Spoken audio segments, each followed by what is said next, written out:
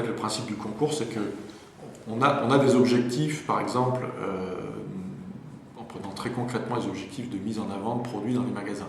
Quand vous faites une promo, vous, en tant que consommatrice, vous allez voir dans le magasin, votre produit, s'il est promotionné, au lieu d'être dans le rayon là où vous le prenez d'habitude, il est dans l'allée centrale quand vous rentrez, ou il est dans l'allée où vous allez pour aller dans les rayons. Voilà, il est mis en avant pour vous attirer à l'acheter. Voilà, donc ça s'appelle des mises en avant. Ces mises en avant sont négociées entre les industriels et les distributeurs. C'est des emplacements qu'on achète aux distributeurs.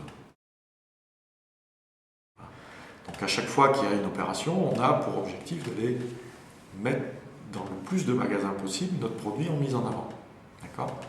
Et donc le principe, c'est que, par exemple, vous avez dans votre bonus commercial, qui est votre rémunération, vous avez par exemple sur Perrier au moment de Roland-Garros un objectif qui vous dit, ben voilà, il faut que Perrier, pendant Roland-Garros, soit dans 70% des magasins mis en avant, et vous aurez tant de bonus.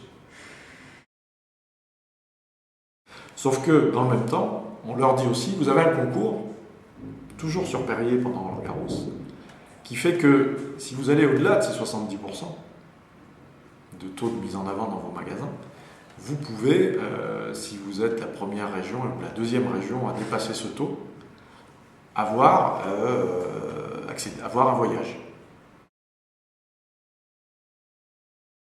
Donc voilà, toutes les équipes vont au-delà de ce qui est demandé pour atteindre leur bonus, vont au-delà pour pouvoir être le premier ou le deuxième. Donc ce qui fait que vous avez même la 10e équipe qui est souvent à un taux de 85% de mise en avant de la marque Perrier dans ses magasins. À ce point-là ? Ah oui, oui, complètement. Donc ce qui fait qu'en fait pour l'entreprise, via le voyage qu'elle va offrir à une trentaine de personnes pendant 4 jours en Italie ou en Turquie, elle se paye sur l'ensemble de tous les magasins de France 15% de plus de mise en avant que ce qu'elle demande à ses commerciaux. Voilà.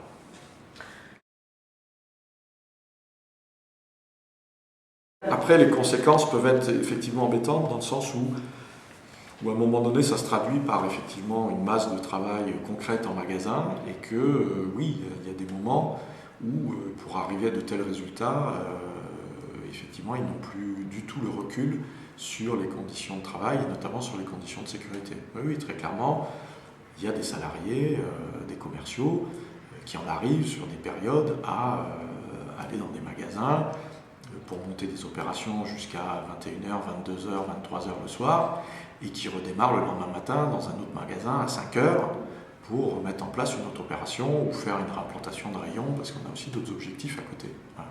Et effectivement, entre les deux, ils ont dormi 4 heures, ils ont fait 1 à 2 heures de route parce qu'ils ont aussi des clients qui sont à 1 heure, 2 heures de route de leur domicile.